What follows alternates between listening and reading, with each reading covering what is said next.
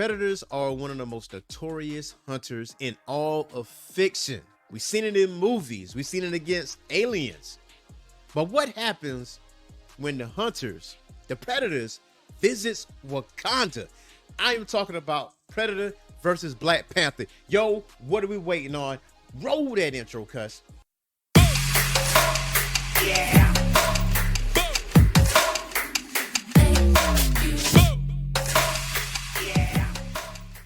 What's going on, Geek Corner? This is your boy Earth Matt, the mad scientist, and this is the Orange Phoenix Show, comic book declassified, where we talk about recent comics, past comics that you may not know about, and character bios.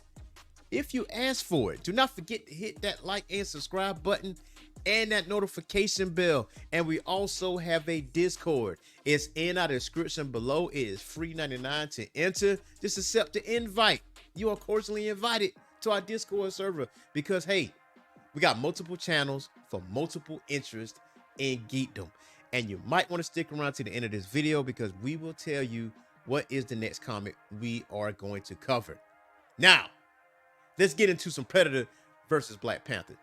So obviously, Predator versus Black Panther takes place in a different universe.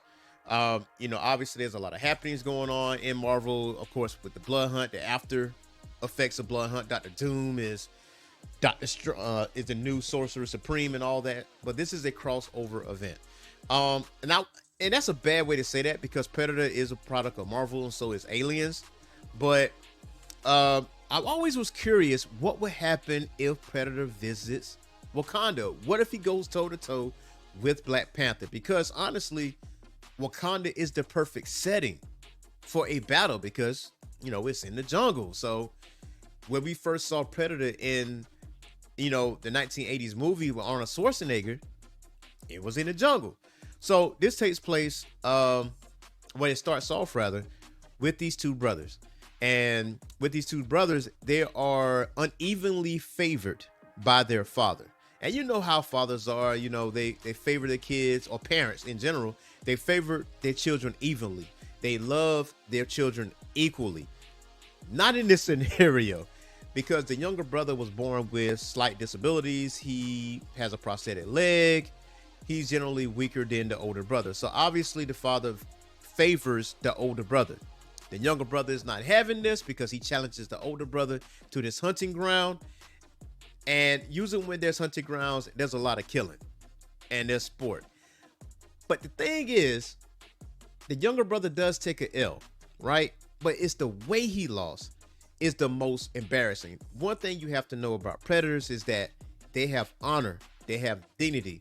And if they go out on a hunt and they see a worthy opponent, as you saw in previous movies, especially Predator 2, when Danny Glover defeats the Predator, other Predators show up, gives him a souvenir, takes the defeated Predator and goes back on the ship. They basically just gave Danny Glover some props. So you got to look at it in that standpoint. So the older brother straps the younger brother to this totem, pretty much strips him of his dignity and just let him stew over the L. Like, that is a fate worse than death. So to back up for a second, the father has a spear, and this spear is made of vibranium. Apparently, this particular Predator visited Earth a long time ago. And it wasn't said, was it King T'Chaka who he faced or anybody else, but he got vibranium. And whenever we think of vibranium, we think of the planet Earth, because that is pretty much the one central place that has vibranium is Wakanda. So apparently, the father Predator been to Wakanda in the past. So with this spear, he has it and he rules it, he rules that clan or the clans with the iron fist, because no one has a vibranium spear but him. But the younger brother decides, I'm gonna get some vibranium on my own. Obviously he's not stronger or faster than his older brother. However, he prides himself on being smarter because he has these wrist blades, which we are familiar with in the Predator lore, but these wrist blades are injected into his forearms. It's not a tool, it is already inside of him. So he's already doing experimentations, doing like enhancements and stuff like that. So to take it a step further, I need some vibranium. So he gets himself together, gets some of his crew, and I'm gonna go find where this vibranium is made. And that takes him to planet Earth. Now on planet Earth, we fast forward over to Wakanda, where the Dora Milaje and other soldiers is in this training situation with Black Panther. Obviously, Black Panther won. That's not really important. But the important conversation is between Shuri and T'Challa.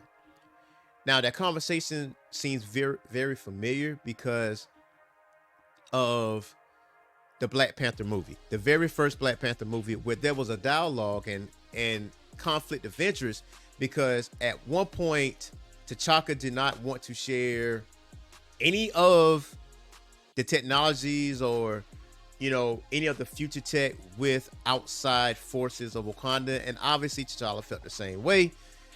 And that left Killmonger's like, yo, why you not sharing this with the world? And that led to that conflict and so on and so forth. But Shuri is on the side of sharing technology with the world. T'Challa is not. T'Challa has good reason to.